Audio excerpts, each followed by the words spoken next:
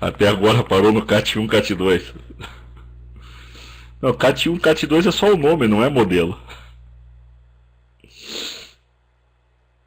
É que é Catalyst 1 e Catalyst 2. O nome dos switches da Cisco são Catalyst, aí ele tem o número da série, né? Catalyst 2950, Catalyst 2960, Catalyst 3550, 3560X, 3560. Aí o cara deu o nome de CAT1 e CAT2.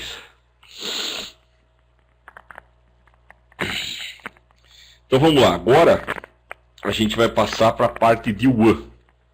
A gente já viu como é que monta a topologia, né? Como é que monta uma rede LAN, com VLAN e tudo mais. A gente já até fez vários exercícios com redes WAN. Só que agora a gente vai ver um pouquinho a mais, né? No CCNA, eles cobram alguns conceitos a mais.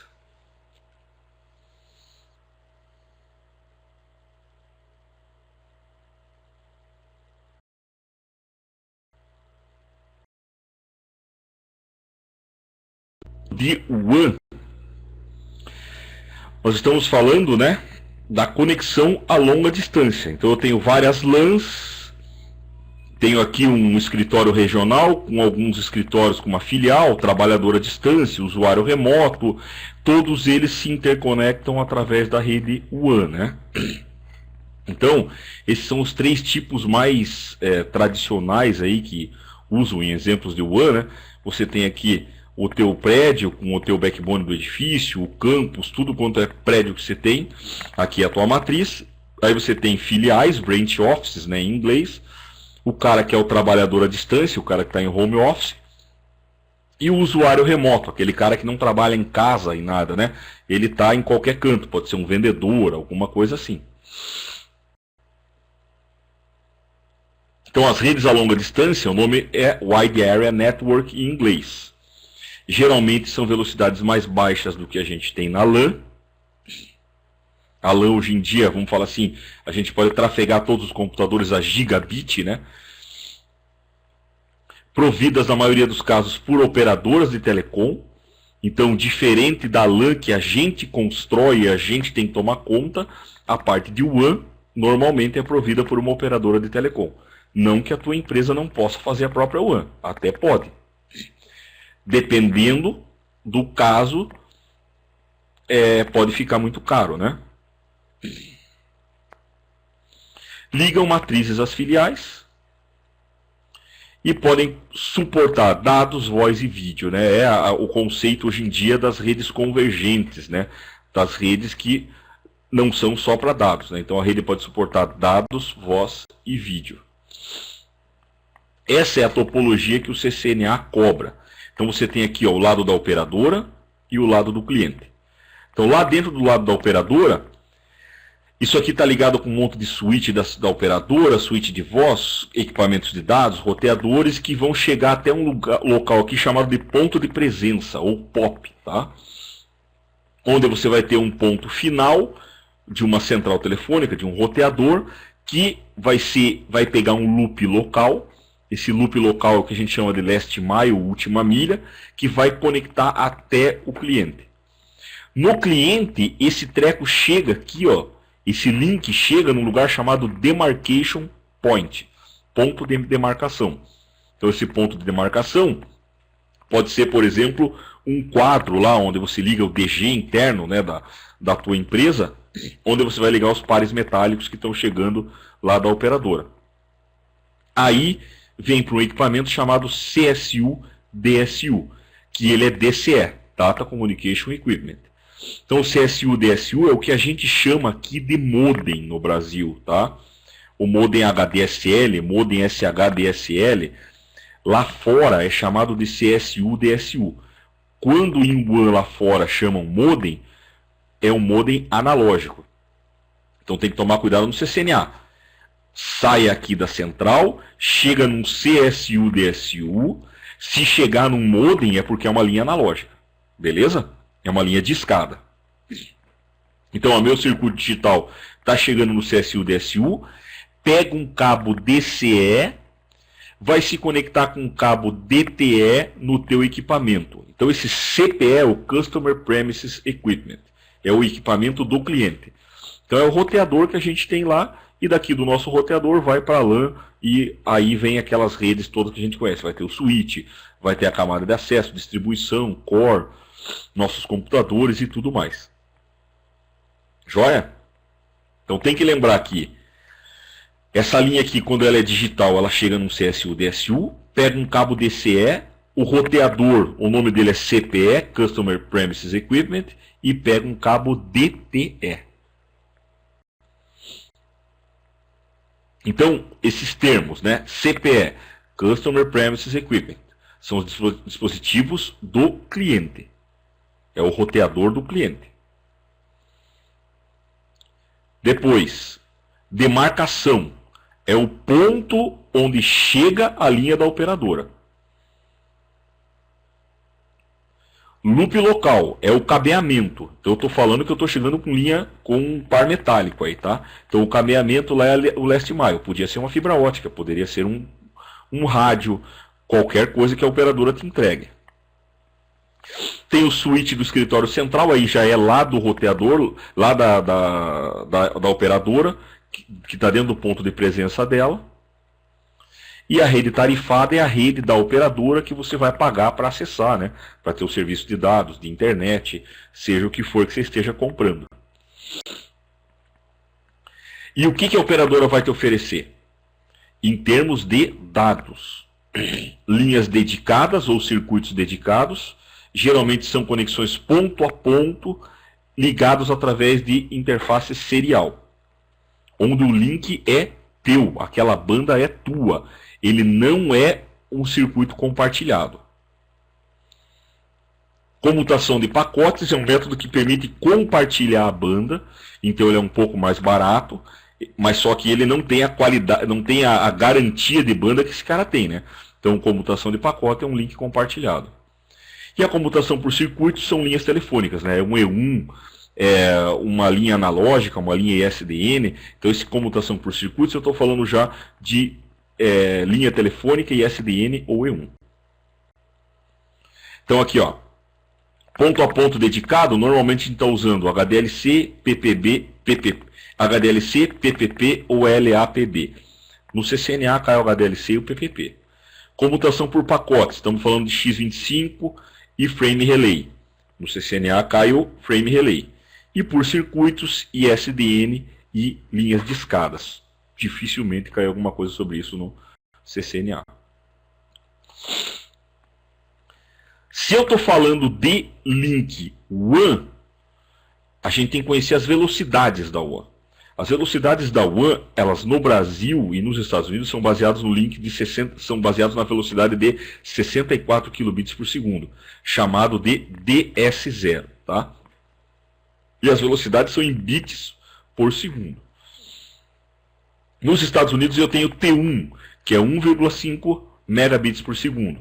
No Brasil a gente tem o E1, que é o 2048 megabits por segundo. O T1 não é nada mais que 24 canais desse 64K em um link só. E o E1 são 30 canais de 64K num link só. Beleza? O E3, eles são vários links E1 aqui, ó, juntos para formar um canal de 34 MB. E aí a gente começa com coisas da filosofia americana, que é o J1, o T3 e esses OC da vida, que são da Sonet. Que aqui no Brasil a gente usa a filosofia europeia, que é o SDH, que tem esse OC3, que aqui é chamado de STM1, tem esse OC12, que aqui no Brasil é chamado de STM4, tem esse linkzinho de... Agora sim. Só deixa eu fazer uma conta aqui. Tem um link de 2.5 GB aqui, ó. Que aqui é o OC48 e pra gente ele é o STM16, tá? E aí tem um outro STM que é o 64 e assim vai. Então aqui, ó, esses OC, eles são nomes americanos da Sonet, tá? E esses caras, aqui no Brasil a gente usa a filosofia SDH. As fibras óticas começam a partir da velocidade, é no SDH, mas na realidade também dá para você ligar 1 GB, 10 GB da linha Ethernet, né? Mas aqui, ó, quando eu estou falando de 155 MB para cima, essa linha aqui que é do OC3 para cima, é tudo fibra ótica, que é tudo do SDH. Esse SONET é um nome americano, no Brasil a gente chama de SDH, tá? Hierarquia digital síncrona, que lá no curso de Telecom explica bem aí todas essas filosofias. Aqui a gente só tem que saber um pouco da velocidade. E para o CCNA é importante você saber aqui o T1 e o E1, o que eles são, né? Principalmente o T1, porque se eu não colocar nada na interface, a interface fica com a velocidade de 1 T1. Se eu não colocar o comando bandwidth numa interface serial, a velocidade que ela assume é um T1, que é 1.5 megabits por segundo. Na rede WAN, normalmente a gente tem roteador, switch, modem, que é o CSU, DSU, e os servidores de comunicação, tá? Os switches aqui, ó, são roteadores também, tá? São os switches frame relay, que vocês vão ver que não é nada mais que um roteador. Eu transformo um roteador num switch frame relay, dando um comandinho escrevendo frame relay switching. Se o roteador suportar, né, ele vira um switch frame relay. Lembrar que quando o cara falar de modem, ele está falando de analógico, e o digital é o CSU, DSU. Tipo de conexão que a gente tem para WAN. Então, camada física na WAN. EIA-TIA 232, que é o RS-232, EIA-TIA 499, RS-499, V35, EIA 530. Na realidade, a camada física mais utilizada é o V35, tá? Esse é o cabo que a gente mais utiliza nas redes WAN. E utilizamos as interfaces chamadas WICs, WAN Interface Card. Normalmente as WICs são o WIC 1T e o WIC 2T. O 1T contém uma interface serial, a 2T contém duas interfaces seriais, tá? Isso, as seriais que estão entre os routers, ó. Aqui eu tenho uma WIC 2T, ó, tem dois conectores, WIC 1T, um conector só.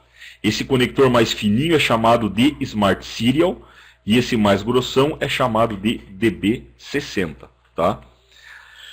Nos equipamentos novos, eles não têm mais WIC, eles têm a H-WIC. E a H-WIC, mesmo a H-WIC 1T, ela já vem com conector Smart Serial. Não tem mais esse rombudo aqui, ó, que é o DB60, tá? Sem tomar cuidado na hora de comprar um roteador para saber esse tipo de coisa. O V35, ele mesmo é a especificação do V35 está nessa norma aqui, chamada V35, né? O V35, o que caracteriza ele é o uso do conector chamado MV34. Esse conector grandão aqui, ó, MV34. Então, ó, do roteador sai um cabo DTE, que tem os pinos, tá aqui, ó, na ponta MV34, e o DCE está no modem com o MV34 fêmea, que tem os buraquinhos, né? É bem como a natureza animal, né? O macho tem os pinos e a fêmea tem o encaixe para encaixar o pininho, tá? Então esse aqui vai ter o conector macho no roteador e o conector fêmea no CSU-DSU. Isso aqui é uma foto que eu tirei lá no laboratório para poder fazer a aula aqui para vocês, tá? Então,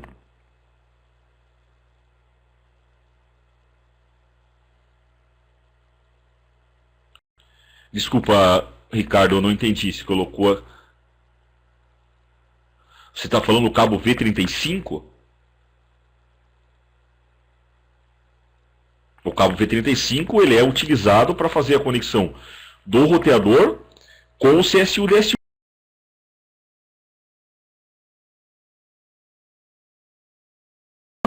Qualquer equipamento que suporte a interface V35, tá? Não é só o CSU-DSU que suporta V35. Existem também multiplexadores PCM30 que suportam a entrada de V35. E também tem um treco chamado fracionador, que eu vou mostrar daqui a pouco, que também suporta a interface V35, tá?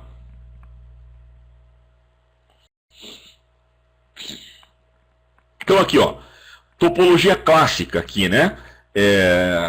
Chega o CSU-DSU, MV34 fêmea, um conector V35, na realidade um cabo V35 com um conector MV34 macho, então olha aqui o cara do fêmea e a cara do macho, né? Aí aqui nessa ponta pode ser DB60 ou Smart Serial. DB60 é esse mais rombudo e o Smart Serial é o fininho, tá? Aqui como é uma placa WIC 1T, o cara usa uma DB60 nesse cara. Então aqui é o cabo DCE e aqui é o cabo DTE. E normalmente no DCE a gente usa o fêmea e no DTE a gente usa o macho, tá? E aqui é uma conexão via rádio com E1. Também vocês podem encontrar isso aqui na prática. Aí a galera pega o E1 que sai do rádio e liga num treco desse aqui, ó, chamado fracionador, tá? O fracionador pega o E1 e transforma numa interface V35. Então, sai um modem, um rádio ou um modem ótico com E1, o cara pega um cabo BNC, liga nesse fracionador e do fracionador ele liga com um cabo V35 pro roteador. Um chuncho danado, né? Mas vocês podem encontrar isso aí na prática, tá?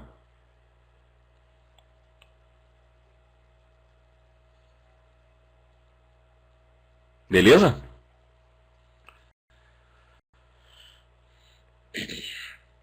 Outra função, outra coisa que a gente pode fazer com o cabo V35, interfaces seriais, é o que a gente usa com o Packet Tracer e a gente usa também nos laboratórios, é a conexão chamada back-to-back, costa a costa, tá? Que é o que a gente faz direto, né? Eu pego um cabo DCE desse lado e do outro lado eu pego um cabo DTE. E no que for DCE eu tenho que colocar o clock rate. Se não colocar o clock rate, vai dar pau, não funciona, tá? Então eu sou obrigado a colocar o comando clock rate na ponta, de quem for o DCE. Na prática, eu pego um cabo desse aqui, ó, DTE e um outro DCE. Ó, são dois cabos MV35 e eu ligo um no outro. Ó, aqui eu tenho uma HWIC 1T. Pode ver que apesar de uma interface só, ela só tem um conector fininho. E aqui eu tenho uma WIC normal dessas, conector DB60, tá? Então eu estou pegando um cabo DCE de um lado, DTE do outro e ligando os dois. Existe também um cabinho que a gente está vendendo aí para fazer laboratório, que é um cabo cross serial. Numa ponta você pode ter Smart Serial e na outra ponta direto DB60. Eles têm mais ou menos 90 centímetros e você pode utilizar também para fazer essas conexões costa a costa, tá? Beleza? Isso é o que cai no CCNA. Então a topologia que cai no CCNA não é a topologia real, né? A topologia real aqui, ó, eu tenho um CSU-DSU ou eu tenho um fracionador. Esses caras vão fornecer clock e o meu roteador vai ter um cabo DTE nas duas situações. No CCNA não. Eu vou ter uma topologia de laboratório. Então numa ponta eu tenho um cabo DCE, na outra ponta eu tenho o cabo DTE. Tem que lembrar que na ponta DCE tem que ter o comando clock rate.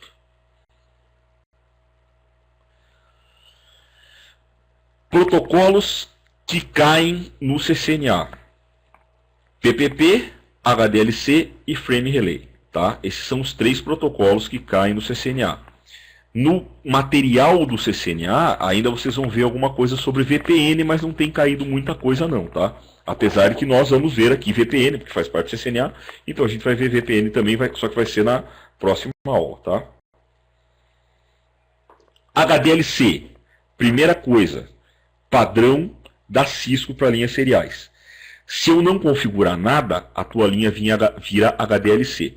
Por isso que até agora, quando a gente configurou placa serial, a gente não se preocupou com o encapsulamento, com o protocolo de camada 2, porque a gente usou sempre HDLC, tá? Então vocês usaram sempre HDLC. Ele é proprietário, não é multivendor, só funciona entre roteadores da Cisco, tá? Então não é um protocolo que vai funcionar com outros roteadores.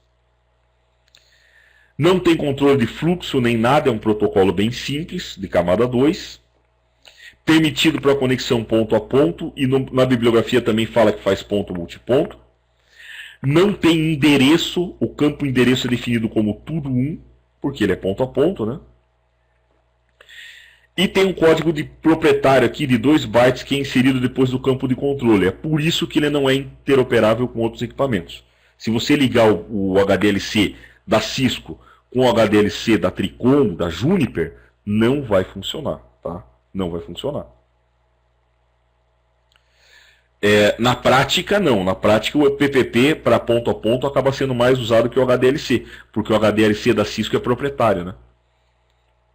Como o HDLC da Cisco é proprietário, aí a operadora tem que garantir que o equipamento dela seja Cisco e do cliente também seja Cisco. Aí para fazer link ponto a ponto, eles preferem utilizar o PPP.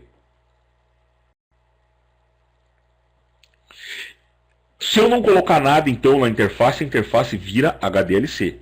Tá? Então é o protocolo padrão para as interfaces seriais síncronas da Cisco. Para ativar, você não precisa fazer nada. Já está ativado. Se você quiser garantir que ele é HDLC, comando encapsulation HDLC ou no encapsulation, tá? Porque não existe interface serial sem protocolo de camada 2. Se você der um no encapsulation, ele volta para o HDLC. Beleza?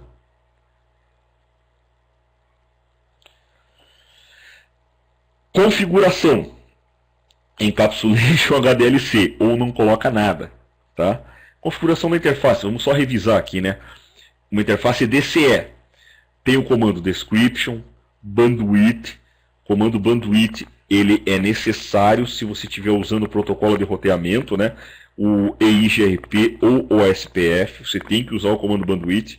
Senão, a tua linha aqui, ó, vai ficar como 1,5 megabit por segundo, que é o T1, né? Que é o T1. Comando IP address normal.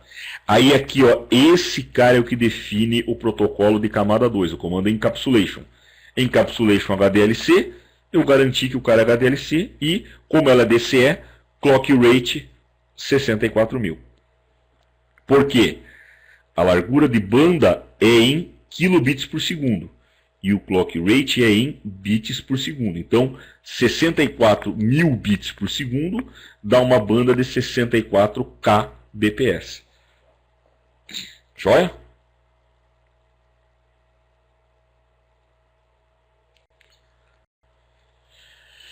Para verificar o HDLC, o PPP, o Frame Relay, seja quem for, Show Interfaces ou Show Interfaces serial e o número da serial. API, aqui é a mesma coisa para tudo quanto é protocolo. O primeiro API é a camada física, o segundo API é a camada de enlace. Então, se esse cara está API, quer dizer que o cabo está conectado e está beleza. Se esse segundo cara está API, quer dizer que o clock rate está ok e que o protocolo de camada 2 está ok. Aí vem uma coisa que é padrão para todo mundo. Hardware install, description, IP. Aí ele fala aqui para você MTU, largura de banda, delay, confiabilidade, carga de transmissão e carga de recepção. Isso é igual para todos. Aí aqui vem a característica do HDLC. Ó. Encapsulation HDLC, loopback not set, quer dizer que você não colocou a interface em loopback, keep alive 10 segundos. Então aqui está dizendo para a gente que é o HDLC. Alguns campos que são interessantes aí, né, no Show Interfaces. Então o primeiro aqui, o Line Protocol API, que a gente está acostumado, né? IP. Aí vem as características da interface, MTU, largura de banda, delay, confiabilidade, carga de transmissão e de recepção. MTU é o que você que tem que configurar. Largura de banda é o comando bandwidth. Delay é padrão para cada tipo de interface. Confiabilidade é quanto confiável aquela interface está. 255 de 255 quer dizer que ela é 100% confiável. Se aqui tivesse 0 de 255, quer dizer que essa interface está uma nhaca, uma caca. Não dá para confiar nela. TX-load e RX-load é a carga de transmissão, carga de recepção. Quantos pacotes por segundo o cara está recebendo? Quanto de carga a interface está usando? Ó. 1 de 255 quer dizer que não está usando nada. Se tivesse 255 de 255, seria 100%. Então, se chega no roteador e fala, puxa, queria ver se o meu roteador está muito sobrecarregado. Dá um show interfaces e dá uma olhada aqui ó, no TX-load e RX-load. Queria ver se minha interface está legal, se ela está confiável. Dá uma olhada no reliability. Tem que estar alto esse número aqui. Ó. Beleza? Aí vem aqui embaixo, last clearing of show interfaces. Quando você vai testar uma interface, ela está com um contador ativo, está contando tudo desde que ela for ligada. Se você quiser testar a partir daquele momento, você pode dar um comando que é o clear counters. Clear counters, ele limpa tudo quanto é contador. Você pode dar, por exemplo, clear counters interfaces S0/0/0 para limpar só da S0/0/0, tá? Esse contador vai interferir aqui, ó. Ó, ele te fala o seguinte, por exemplo, aqui, ó, 0 packet input, 0 input error, 0 packet output, 0 output error. Se você não limpou, vai aparecer um monte de erro aqui, ó, e de input que não é válido, não é verdade. Então, se você for começar um teste, é bom dar um clear counters, aí você começa a monitorar, ó. Ele diz aqui para você, 5 minute input rate, 5 minute output rate. Ele monitora 5 minutos e te coloca em quantos bits por segundo está a transmissão e recepção. Bits por segundo e pacotes por segundo. E aí ele coloca aqui, ó, quantos pacotes de entrada você tem, quantos bytes. Se você tem erro de entrada e CRC, esse cara aqui, ó, é o cara que indica se está tendo problema, tá? Pacote de saída e se você tem output errors, tá? Ó, se você tiver uma interface de LAN, tem a colisão aqui, ó, collision. Se a tua interface for de LAN, você pode ver se ela está tendo colisão demais ali através desse campo collision, tá? Ele tem alguns outros caras aqui, ó, por exemplo, ó, received broadcasts. Você tem como ver se você está recebendo muito broadcast. Runts giants. Runts são pacotes menores do que 64K. É resultado de colisão. E Giant é pacote acima do MTU, acima de 1500 bytes aqui, ó. Você pode estar recebendo um pacote muito grande, a outra interface está com problema. Beleza? E aqui embaixo tem os pinos DCD, DSR, DTR, RTS, CTS. Tem que estar tudo up aqui para estar ok. Se tiver algum cara desses aqui, ó, down, é porque a tua interface provavelmente vai estar line up, protocol down, tá? Às vezes está até line down aqui, dependendo do pino que está fora. Joia? O CCNA, ele foca mais no show interfaces e nessa saída do API aqui, ó, e na saída do encapsulamento. O resto das coisas que eu mostrei para vocês é mais para a vida prática, tá? Às vezes você está lá com o roteador, você está trabalhando, você comprou um link de uma operadora, a operadora fica falando que o problema é teu. Para você provar se o problema é teu ou da operadora, você vai ter que olhar esses campos aqui, ó, tá? Você vai ter que olhar esses campos aqui. Esse é um teste que mata, tá? Esse teste aqui mata se o problema é teu ou da operadora. É o teste de loopback. O que é um loopback? É bem simples, ó. Eu estou com o meu roteador aqui, um cabo V35 ligado aqui nesse cidadão. Claro, né? Você tem aqui o macho, o DTE, e o fêmea está aqui no modem da operadora. O que é loopback? Loopback é você mandar o teu sinal até aqui e fazer ele voltar para você. Isso é um teste de loopback, tá? Aí quer dizer o quê? Se o teste der ok, quer dizer que a tua placa está boa, esse cabo está bom e esse cabo aqui também está bom. O problema é do modem para frente. Bem legalzinho, né? No CCNA ele vai ter que cobrar o conceito. Então qual é o conceito? Primeiro, para fazer loopback a interface tem que estar em HDLC. Não dá para fazer teste de loopback em PPP ou frame relay. Tá? Então a Cisco recomenda que esteja em HDLC com o Keep Alive em 10 segundos. Aí depois você faz o loop no CSU-DSU. Cara, eu nunca fui atrás do porquê, Ricardo. Sendo bem sincero, existem algumas coisas que a gente aceita, tá? Então eu nunca fui atrás do porquê. Eles não cobram do porquê no CCNA. Eles só cobram do conceito. Para fazer teste de loopback, você vai ter que colocar o Encapsulation HDLC, não o Encapsulation PPP ou Frame Relay, tá? Aí você faz o loop no CSU-DSU. Ele tem aqui os loops dele, são alguns botõezinhos que tem aqui, ó, LAL, LDL, tem um monte de loop, tá? Então você pode fazer no loop analógico digital ou no loop digital local.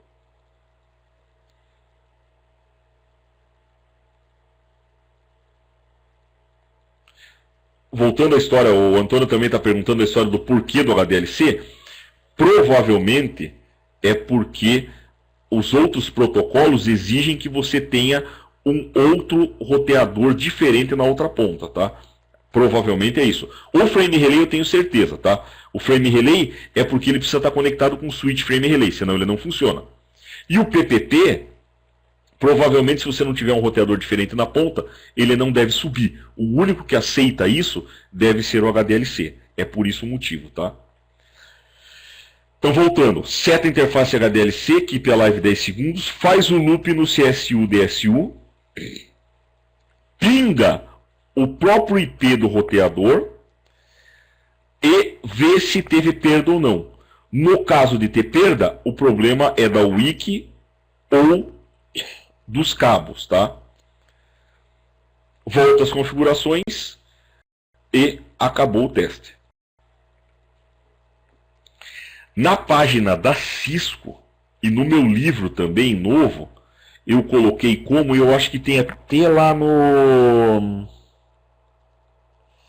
Tem até lá no blog, tá? Eu vou dar uma olhada se tem no blog e eu passo o link para vocês. Como fazer esse tipo de teste aqui. Porque o teste é um pouco mais complexo que isso. Aqui é só o resumo, tá?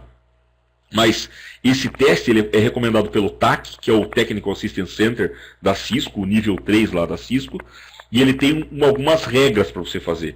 Então nessa história de fazer o ping, você faz um ping estendido e manda alguns padrões de teste para ver se não tem taxa de erro, tá? Então HDLC é isso.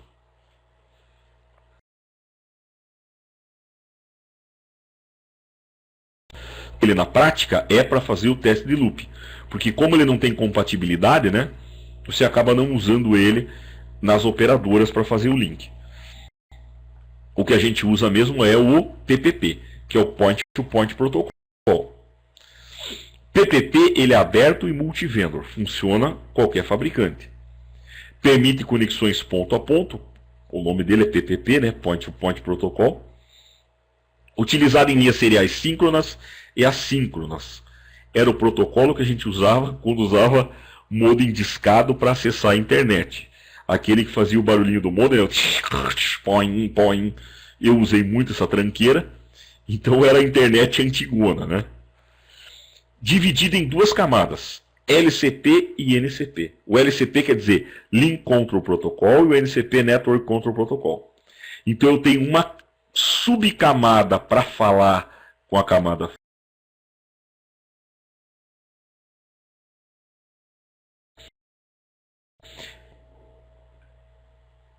Galera, eu vou ter que parar porque a internet aqui está caindo direto e é a GVT. Provavelmente eles estão instalando algum outro ponto aqui no condomínio e devem estar mexendo no dos outros. A gente continua o PPP nós vamos continuar a aula que vem no PPP, beleza? No primeiro slide aqui do PPP. Aí a gente volta aqui e continua a aula. Joia?